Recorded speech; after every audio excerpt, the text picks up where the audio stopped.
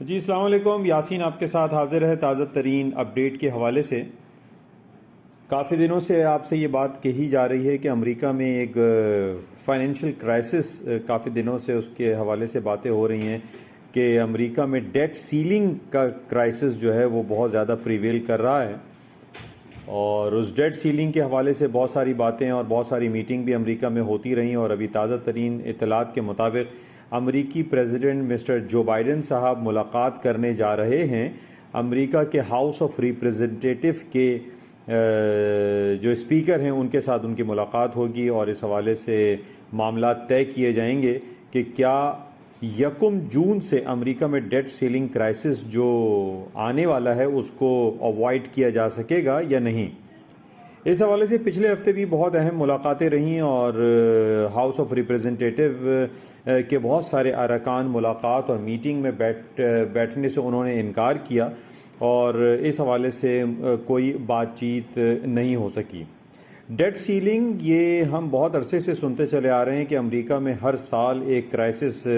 Create होता है और उसको फिर बाद-ए-अज़ां उसको हल भी कर लिया जाता है। अभी ताज़ा तरीन हमारे पास ये रिपोर्ट है कि 31.4 ट्रिलियन डॉलर, तकरीबन 32 अरब खरब डॉलर,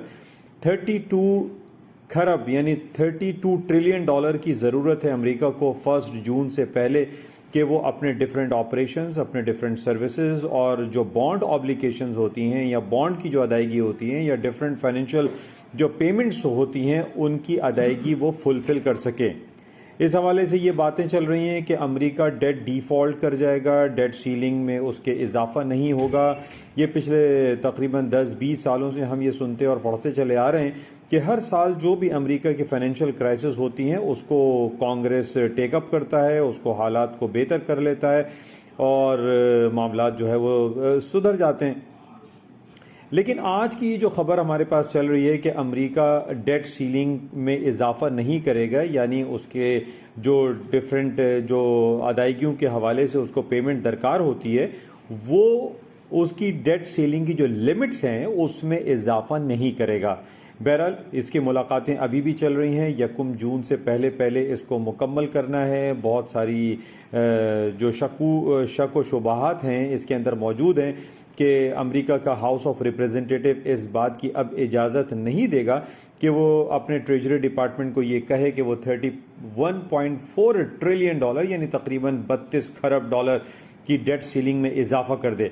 अच्छा, मुख्तसर ये है कि इस डेट सीलिंग में इजाफा अगर नहीं किया जाता तो अमेरिका में बहुत सारी सर्विसेज बंद हो सकती हैं, बहुत सारे दफातर को ताला लग सकता है, बहुत सारे सर्विसेज हैं, बॉन्ड की पेमेंट है, गवर्नमेंट की जो ऑब्लिगेशंस है वो मुकम्मल नहीं हो सकती, जिसकी वजह से ये कहा जा रहा है, जो रिपोर्ट्स हमारे पास अवेलेबल हैं, कि अमेरिका में एक फाइनेंशियल क्राइसिस आ सकता है और उस फाइनेंशियल क्राइसिस की वजह से वहाँ पे एक रिसेशनरी डेवलपमेंट हो सकती हैं, एक कसाद बाजारी का जो चांसेस हैं वो बढ़ सकते हैं। यानी मुख्तसर आप ये समझ लीजिए कि आज अगर अमेरिकी प्रेसिडेंट जो बाइडन साहब की और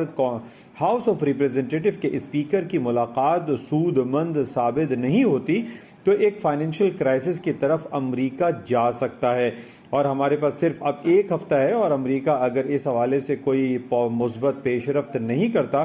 तो ये कहा जा रहा है कि बहुत ज़्यादा एक फाइनेंशियल क्रंच की तरफ अमेरिकन इकॉनमी जा सकती है। बहरहाल इससे पहले भी हमने कई सालों से ये जो सिलसिले हम सुनते हैं और पढ़ते हैं कि जनाब अमेरिका में डेट सीलिंग क्राइसिस प्रिवेल कर रहा है और हालात ख़राब हो जाएंगे और अमेरिका में रिसेशन डिक्लेयर हो जाएगा और वहाँ की जो जीडीपी रेशो है वो डिक्लाइन कर जाएगा और बहुत सारे गवर्नमेंट के ऑफिसेज जो है वो बंद हो जाएंगे। ये हम बहुत अरसे से सुनते चले आ रहे हैं, लेकिन नॉर्मली हमने ये देखा है कि ये तमाम हालात को टैकल कर लिया जाता है और अमेरिका में जो डेट सीलिंग क्राइसिस है उसको ओवरकम कर लिया जाता है, हालात को बेहतर कर लिए जाते हैं और हालात नॉर्मल हो जाते हैं। लेकिन आज ये जो इम्पॉर्टेंट ख़बर है उसमें ये कहा जा रहा है कि अमेरिका के हाउस ऑफ रिप्रेजेंटेटिव, जिसको हम उनकी जो बड़ी असेंबली होती है वो भी कह सकते हैं, उसमें ये बातें सामने आ रही हैं कि अमेरिका के जो गवर्नमेंट के जो एक्सपेंडिचर्स हैं, जो उनके अखराजात हैं, उसको कम करने की बात की जा रही है कि जनाब अमेरिका में जो शाहाना अखराजात हैं, चाहे वो प्रेसिडेंट के हों या डिफरेंट उनके जो हाईअप्स के हैं, जो गवर्नमेंट ऑफिशियल्स हैं, उनके जो अखराजात हैं और जो गैर ज़रूरी अखराजात हैं, उसको कम करने की ज़रूरत है। तो आज बहरहाल जब ये मुलाकात का सिलसिला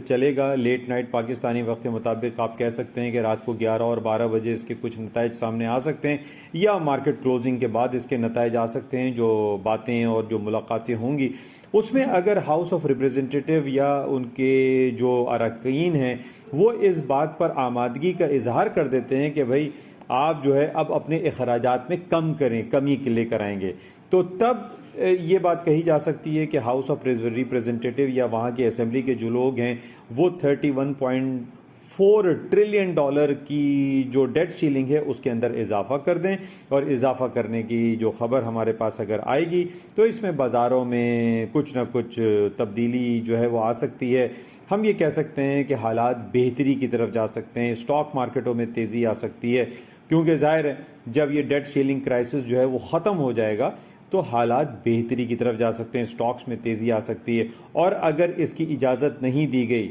यानी जो एक्सपेंडिचर और इनकी जो मुलाकातें हैं वो नाकामी की तरफ चली गई, यानी मिस्टर जो बाइडेन और हाउस स्पीकर के, तो उलट भी हो सकता है, स्टॉक्स में डाउनफॉल भी आ सकता है। तो बहरहाल एक बड़ी इंपॉर्टेंट मुलाकात है। आज हम देखते हैं कि रात में जो भी इसके आउटकम होते हैं उसके क्या नताइज बरामद होते हैं और बाज़ारों में इसके क्या इफ़ेक्ट्स आते हैं। तो इंशाल्लाह राब्ते में रहेंगे और देखते हैं कि इस मुलाकात के क्या नताइज लेट नाइट या